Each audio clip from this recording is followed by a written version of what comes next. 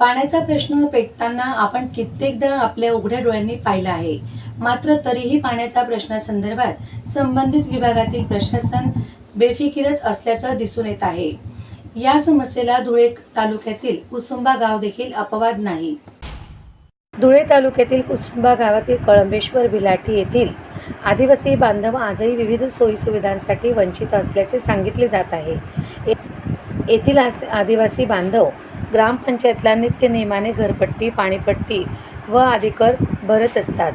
मात्र त्या बदल्यात ग्रामपंचायतीच्या माध्यमातून म्हणाव्यात तशा सोयीसुविधा उपलब्ध केल्या गेल्या नसल्याचे येथील आदिवासी बांधवांतर्फे सांगितले जात आहे. सध्या तर येथील कळंबेश्वर बिलाटी परिसरात पाण्याचा प्रश्न मोठ्या प्रमाणात भेडसावत आहे. त्यातच येथील आदिवासी बांधवांना आरोग्य सुविधा, सार्वजनिक शौचालय आदी मूलभूत सुविधांपासून वंचित राहावे लागत आहे. गेल्या अनेक वर्षांपासून या समस्या भेडसावत असून या सुविधा उपलब्ध करून द्याव्यात.